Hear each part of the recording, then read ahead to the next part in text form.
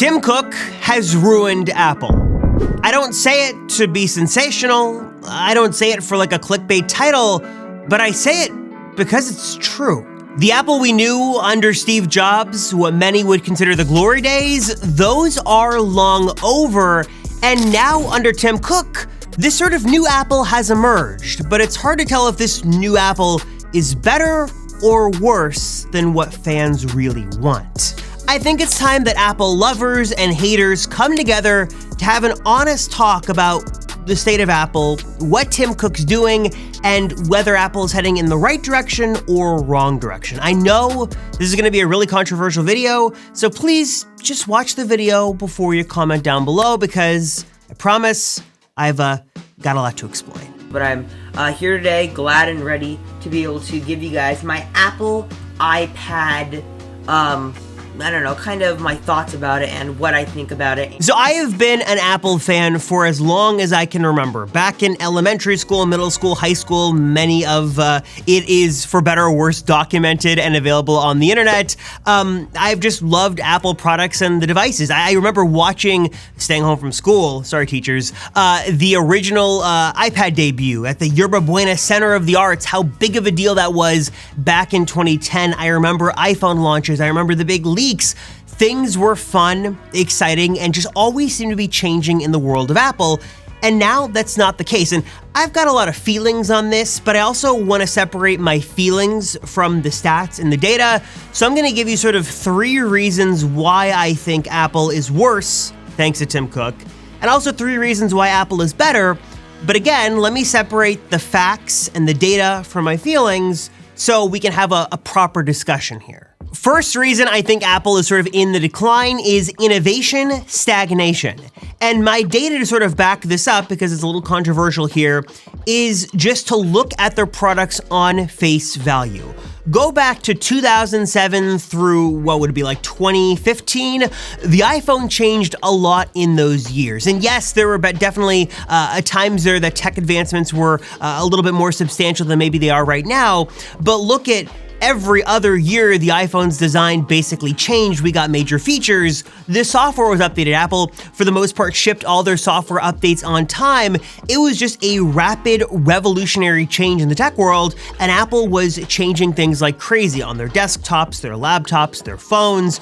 We had the birth of an all-new product category with the iPad, and even from 2010 to 2015, the iPad changed in some major ways. But if we look at a similar 8-year period, so we look at 2007 to 2015, now we look at 2016 to 2024, well, things look a lot more of the same. And again, I get the counter argument that the silicon can only advance so much and there's new software and stuff like that, but just like looking at the products themselves, for the most part, Apple's lineup really hasn't changed all that much, and I think many would argue that the design is sort of stagnating, and because of that, in a lot of ways, Apple's innovation is stagnating. The magic Apple once had might not be there.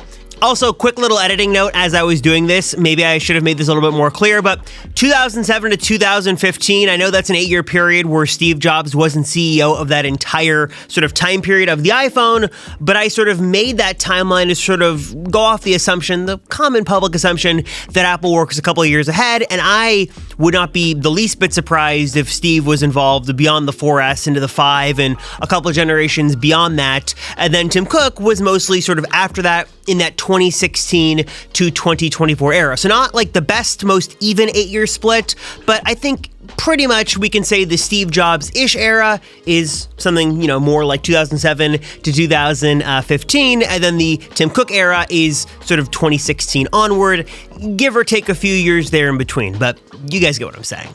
My second sort of interesting stat to look at is the high concentration of Apple leadership, not just employees, but Apple leadership that is left under Tim Cook's reign. Now, yeah, a lot of this can probably be explained away as, people were retiring, they wanted to do other things, transitioning in other companies. That's probably a part of it for sure.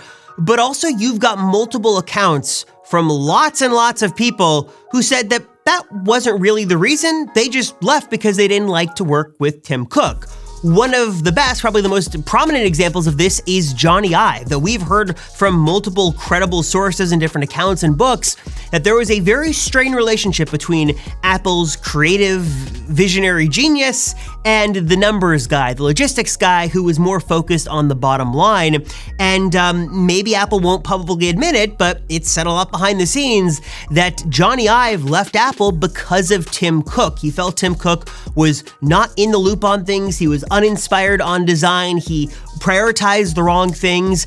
And not only did Jony Ive leave, but in the years following his departure, basically the entire Jony Ive team, at this point a world-renowned group of people, have also left, with many of them actually going to work with Jony Ive directly on his new venture. Also, a little other data point here that I do find interesting. You've got Jony Ive, obviously in his ex-Apple design team, working with OpenAI. You've also got Lorraine Powell Jobs, Steve Jobs' widow, also investing in this new venture with Jony Ive.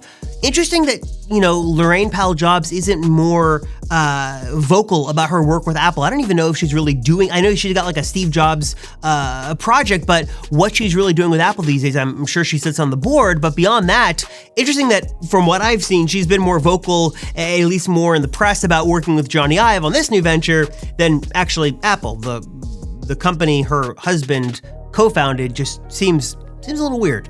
And then the third thing here, again, I don't want to make this a stat. This is definitely more of my feelings, but I think people hopefully feel the same way that I do, so I'm not crazy here. But I feel like things in the Apple world just feel different. Things just don't seem like what they once were. The excitement for new products certainly doesn't seem like what it used to be. And I feel like it wasn't since the iPhone X that I had this excitement and this passion and this drive to get out of bed and pre-order and go take delivery of an all-new iPhone. That was like the last example I can think of where you had such a monumental jump that everyone wanted this new phone. No matter, even if you had the iPhone 7, which was the more modern phone at the time, you were jumping to the 10. People wanted to have that new thing.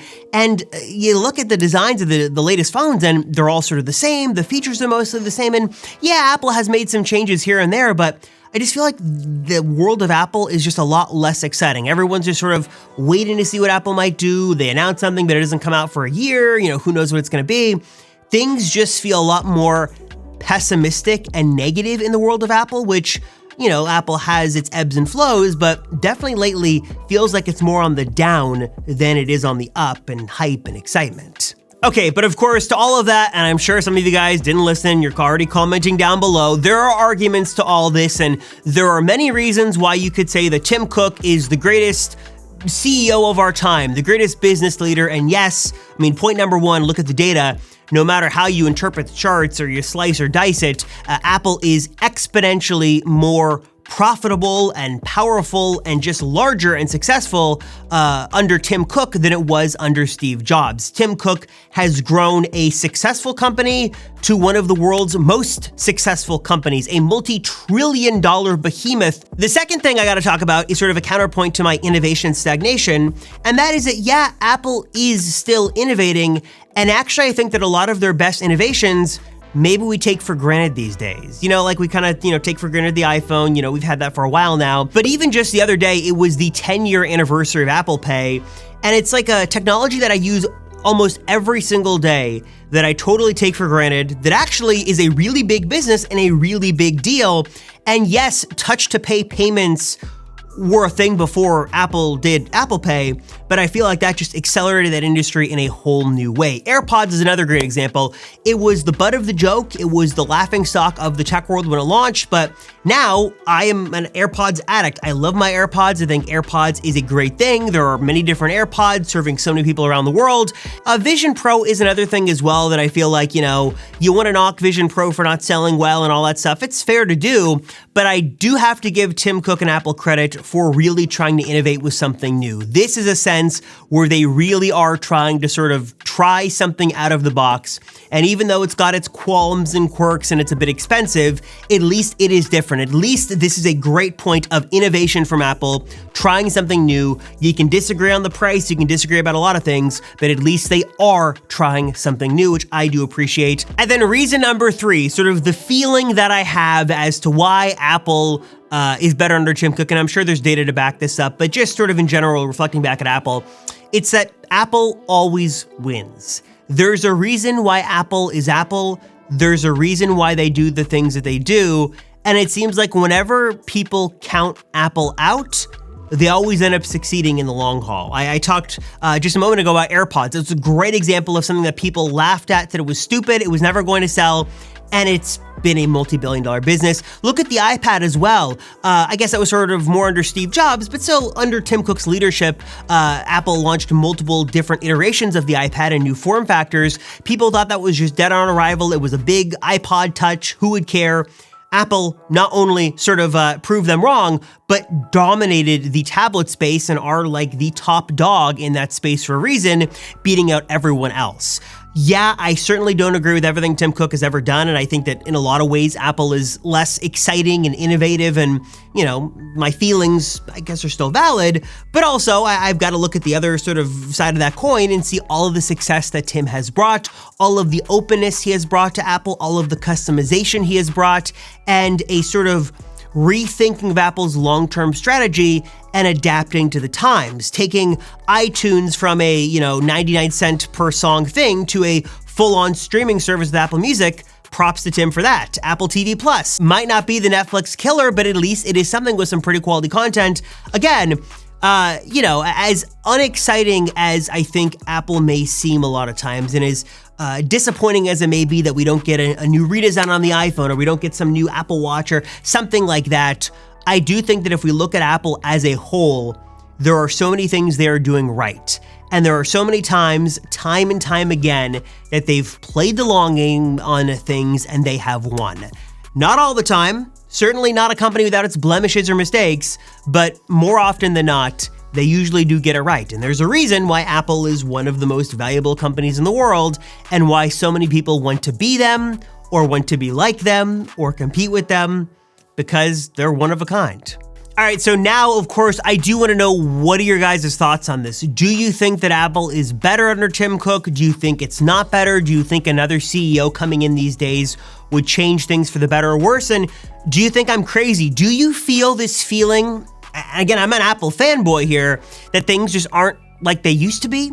Things are a little worse? Or do you think I'm totally off base on this? Please let me know. Drop a comment down below. We can discuss. Thank you guys so much for watching. I appreciate you all. I'm Robert Rosenfeld, and I'll see you all in the next one.